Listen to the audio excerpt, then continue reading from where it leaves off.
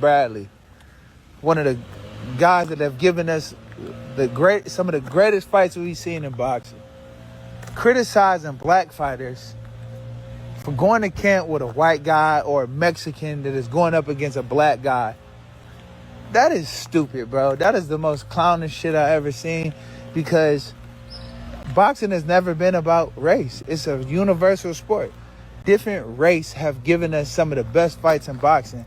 But here you are, a guy that has contributed to that, critiquing black fighters for opening up doors and different opportunities and so on and so forth, bro, because black? Get the fuck out of here, man. That's some clown shit, and we can't allow no shit like that. You know, it's not what you say, it's how you say it. So if you didn't mean it that way, that's how it sounded. Man, get your shit together, bro. You married to a Mexican. The fuck? You been stepped out the box if you want to critique that shit. So people kept hearing me talk about, like I told y'all, Floyd and Mike Tyson exhibition wasn't going to happen. Now my boy hit me up out in Cali and told me what actually really happened. I ain't going to say who we spoke to. Spoke to somebody close enough to the situation. Closer than close. Well, shout out to Atlantic Star. Nate Dogg did it justice though. So basically it boiled down to this. Mayweather wanted the exhibition, allegedly a rigged exhibition. Mike Tyson really wanted to fight. You know, just like with the Pacquiao thing. You know, I hear Pacquiao talking to Loma, and with the Pacquiao situation, Pacquiao won a real fight, Floyd won an exhibition. Now, what I understand, Floyd won a real exhibition is because if he do a real fight, allegedly, you know, his other daddy take the money. He don't get the money. So it ain't about, you know, tussling, and really, it ain't really probably about winning or losing. Well, it probably is about winning or losing, but it really ain't about taking a real fight or being scared to take a real fight. Or it's, for him, you know, through loopholes, through taking exhibitions, you know, Al Heyman can't, you know, get the bread allegedly. That's what's being said. So he really taking exhibitions as a way to circumvent around Al Heyman getting, you know, putting his, you know, reinvesting his money, allegedly. But for the most part, you know, Mayweather just wanted to play tag team back again. Whoop there, break it, break again, brother. You know, he wanted to, you know, whoop, there it is. He wanted to just, you know, move around and, you know, box Tyson and, you know, be on some fun shit. Tyson wanted some real shit. He was like Hulk Hogan in Rocky 3. Or yeah, he was like Hulk Hogan in Rocky 3. He wanted the smoke. Brother. And Floyd was like, hell no. I ain't about to fight no Mike Tyson for real. You know Mike don't fuck with Floyd. Remember at the WBC convention when he jumped that Floyd ass? Floyd ain't flinched though. Floyd, like, he wouldn't do that in front of all these people. So that's what I knew it wasn't a thing. I still believe part of it was publicity by Floyd to take away from Terrence Crawford. He just, I mean, like I said before, you got some dudes who don't want to share the spotlight. You know, you see it all the time in a lot of these companies. You know, when you talking about that thing, that whoop that went around in 2020, a lot of it was about, you know, clapping people off to get them off Social Security, to get them, you know, to go to the upper room so to clear the jobs out. If you go through some of these important jobs, I mean, people look, I mean, I done seen, like, what's so funny is I done seen, you know, women that's wives, you know, working the window at McDonald's and Family Dollar. And it don't mean like, you know, they need that income. You know, it may be, you know, just something for them to do and put up, whatever. But see, that happen a lot.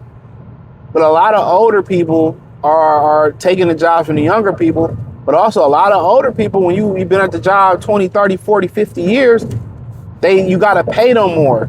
You know what I'm saying? You have to pay them more. And they sitting on these jobs and they taking more money from the company, and they taking money from younger people who can buy homes and shit. And they just sitting on these jobs. I remember I talked to a guy, he was at on the job for 20 years. He got fired and they brought him back. He said, I think he said all I had was 5,000 or 10, maybe it was 10. I think it was like 5,000 after 20 years of working at the job. That's all he had in his 401k. He was bragging about it. I'm like, that, I'm like, yeah, that ain't shit. You know? So they changed the match program. Like, we've seen people working here 30, 40 years. Quite a few people where I'm working at, they've been there that long. And ain't got shit saved. You know? So that's a big problem in the country. And that's why you're going to see a second wave of the whoop whoop going around. So, I tell y'all, man, get in the gym, stay in shape, keep your heart strong, run, jog. You ain't necessarily got to stay in this tip top shape, but if you balance it out and you keep that heart pumping and moving, man, that's the key thing. I had hurt my back and I couldn't work out for a while, and it's, I had a pinched nerve, pop sacrum. So, and I didn't go to the hospital because, they was like, oh, you can't go to work. So I needed, like, I had so much overtime. I'm like, I got to do this. This check, and I hit a bonus. I had a bonus that, man, my check was so low. So I strapped my nuts on, had to do it. But after a while, I say if you pop your sacrum, I had probably sciatica on one side. I would say it was about a month before I can go back to the gym, right? About a week till you can fuck again. I'll just say all that. You ain't being no porn star though, but look what your sacrum is and you'll understand. It's part of your pelvic floor. So my whole thing was I felt good, 2 weeks in, I started back squat, all that. But long story short, I didn't know, and my hips always felt good. I never really felt like my hips was tight. I can, like, when I, reach and touch your toes, I can touch the floor. You know what I'm saying? Like, not just my foot, I can actually touch the floor. This part can, like, touch the floor. And, but I had to strengthen my pelvic floor back up, whether it was with the hip abductors, both of them in and out, whether it was with stretch, other things and stuff of that nature, back extensions. But I found out, like, hip mobility, oh my God, that is one of the best things. Hip mobility, bro, and pelvic floor exercises. Hip mobility, though, I feel so much better opening. When you open your hips up, I open mine up after the workout, but you feel so much better, dog. And I'm just doing basic hip mobility. I'm about to get into Pilates, dog. It's the best thing. It's the best thing you ever feel. Hip mobility is dog. You feel like it feel better than coming from the chiropractor. But nonetheless, back to Tyson and them. But yeah, a lot of them old niggas don't want to get out the way. A lot of them don't want to let go of the spot. And Mayweather one of those guys that don't want to let go of his spot. Nah, I ain't mad at it. It's hard to let go when you used to being popular and famous, and even people to retire and it's time to go do something else. It's hard to find somebody that can fill that job. It's another thing, when people tend to retire, they tend to die because they tend to sit home.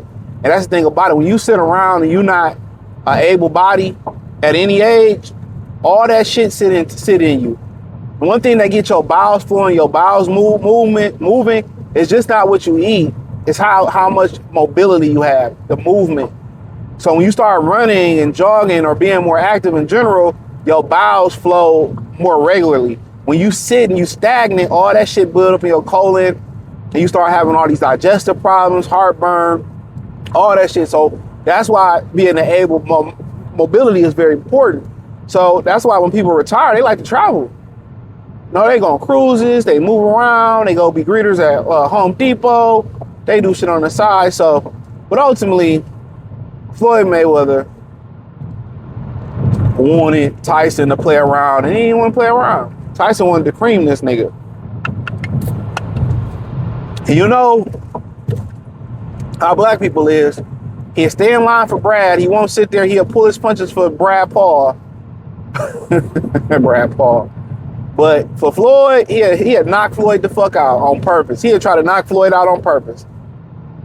We have this fear of Mayonnaise Nation. We have this fear. They got us in line. But when it comes to another brother, man, we ain't hesitating to pull the trigger. What Ice-T say? Pull the trigger long. He said, picture me working at Mickey D's. Ha. When I go, it'll be gun. What do you say, gun? Hey, I'm a hustler. I'm a New Jack hustler. Hey, Ice-T was the man though, rapping wise. He did rock and roll too. They say, picture me in class. I got a $50,000 car. So of course, Floyd wasn't taking that chance. Tyson had clapped his ass, filed bankruptcy, and laughed about it. I don't know what happened. It was spinal. It was spinal. That just made me snap. It was spinal. It was spinal. I don't know. I just want to hurt the little guy. You know. He was outclassing me, and I couldn't take it. Like, what would you really? Like Jake Paul took a chance fixing a fight allegedly with Mike Tyson. He took a chance because Tyson really fucking lost it with Holyfield. Yeah, he lost his motherfucking mind versus Holyfield. You know, but it wasn't just about no headbutts. Holyfield was a better fighter. He knew it, and people knew behind the scenes what happened at that pool table too. You know, Mike Tyson been punked Mike Tyson. I mean, Mike Evander been punked Mike Tyson.